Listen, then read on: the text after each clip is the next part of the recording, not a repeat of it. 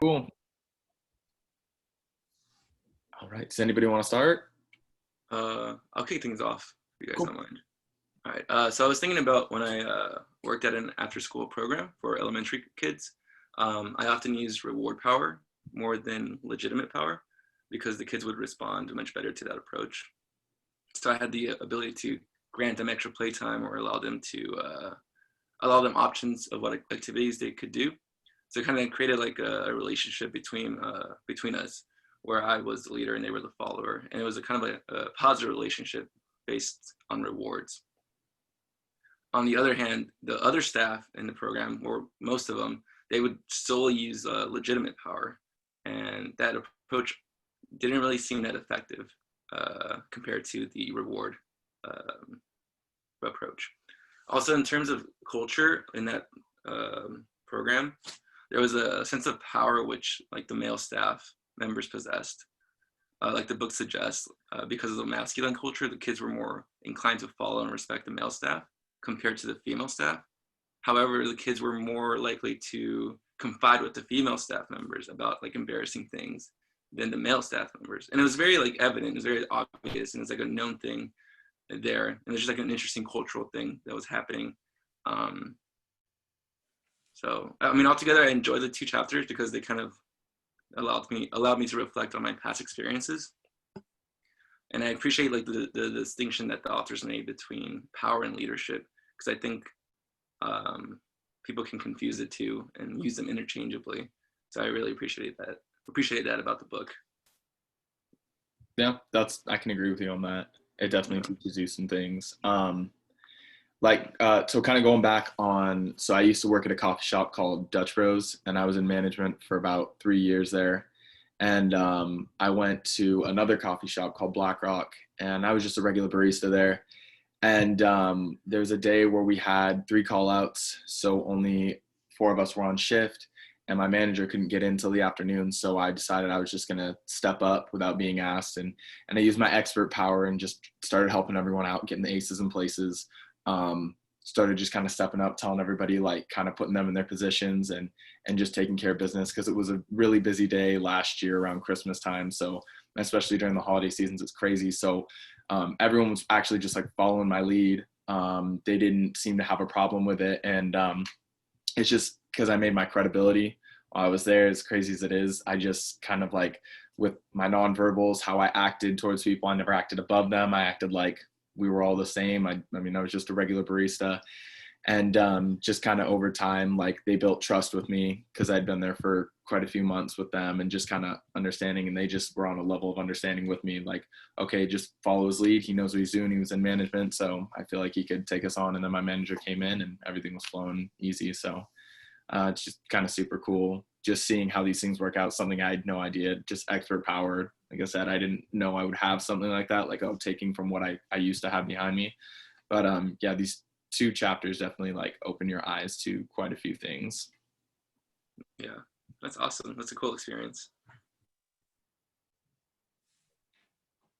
Yeah, I agree with you that expert power is really an effective approach.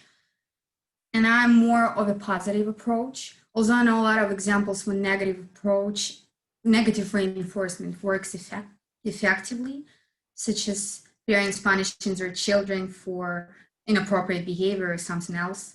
I still believe that by using positive reinforcement, people can achieve more in terms of end results, and expert power is an example of that.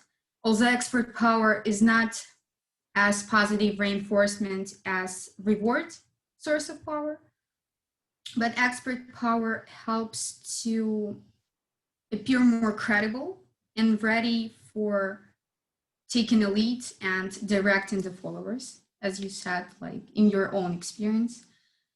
I always prioritize a reward source of power too. At my work and in college, I used to take a role of a leader a lot of times, but not for a long period of time. So my work group needed to finish a project by the end of the week, and I was the one to assign and to check the work done. I decided to use intangible reward source of power approach to help my group mates feel more empowered and motivated and confident about the task. So that is what I believe should be an effective approach. I like what you said about positive reinforcement.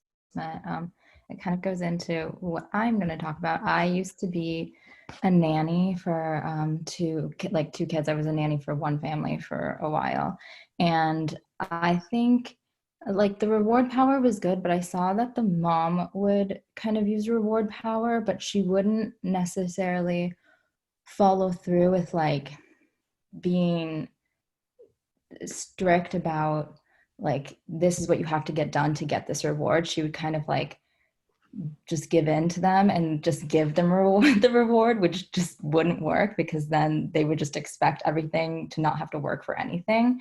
And she just really wasn't like around that much, like emotionally either. So I kind of stepped in like as like a second mom sort of thing. I was working for them like 5 days a week. So I was around a lot. And I think that gave me some legitimate power just from that role. And also, I think I used the referent power, which is about the role model power, because I'd always try to set a good example for them. And like, even though they were young kids, like 7 and 10, I would try to treat them as adults because I just felt like they respected that a little bit more, and then knew that if I respected them, they would respect me too.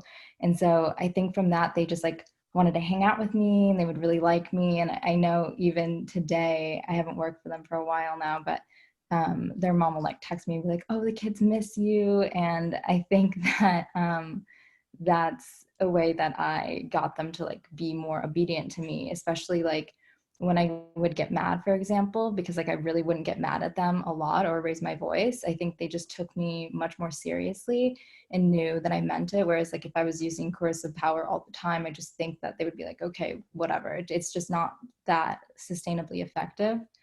And yeah, I just think like the fact that they liked me made me able to influence them better. And then like when they were misbehaving, I could exert power over them and talk to them like about what's good behavior and how that's going to benefit them in the future. So that's what I think. It's always funny how it works with kids too, especially like just seeing how they react and how they follow. I think the last thing we just have to discuss is just the ways in which culture differences may influence the way we interact with leaders. And kind of employ power. Again, that also is just like basically kind of what you and Alex were saying with kids, like how you guys both worked with them. You're gonna see them, like just depends, like how you were just talking to them like normal human beings. You never got upset with them. And then how Alex said, like they kind of have a little bit of a fear and just more obey towards a male character, which is and that's just depending on what culture they are raised in as well. And just seeing how they react. So you can even see that at the upper levels like that, like when you're in corporate and stuff like that, you'll see how certain people react. Like currently where I'm working right now, we are a very diverse company and there are a lot of different cultures people come from. So they take certain things personal, like getting coaching, constructive criticism. And so when a leader's doing that, they're trying to just kind of establish and help you out, but they take it more of a personal way. So it can affect and come off as like negative coaching or in some negative type of way. But cultures definitely do have either a really positive effect on the way leaders employ power, or they see it as more of a very negative effect. I don't really see it as an in-between. It can just go one way or another. Yeah, I think that's really well said, yeah. Positive or negative.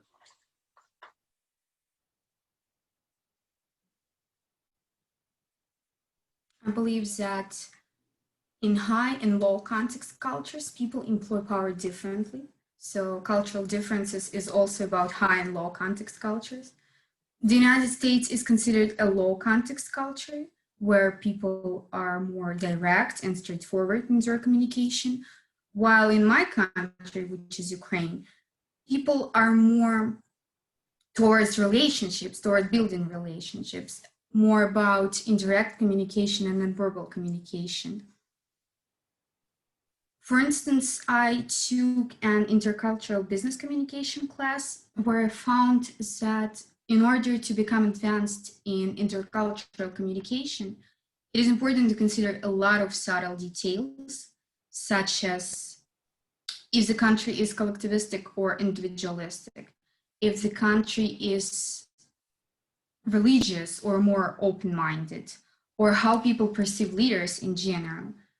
As a person raised in a high context culture, I prefer a leader that will be able to develop good relationships with followers, will be an expert in a needed area, aside from being a great leader, and will know how to use nonverbals effectively because different cultures use different nonverbals. Just to give you an example about cultural differences, direct communication in high context cultures could be perceived as rude, while some signs or some gestures could be perceived as an offensive type of nonverbal communication. For instance, in my country, pointing at someone with a forefinger is considered totally unethical, even for a leader. So knowing cultural differences will help a leader avoid unnecessary consequences. I think you make a really good point about how like knowing your followers' cultural background will help you be a more effective leader, just because you do have to take different approaches with different cultures, because like you said, there's a variety of differences that were mentioned in our text, like the high and low context cultures, which is just like your way of communicating a message can either be more effective or less effective the way which you deliver it. And I think that just depending on like I said, your background of your follower, you'll need to change your tactics depending on what's going to work best to have influence over them and just kind of like get through to them overall.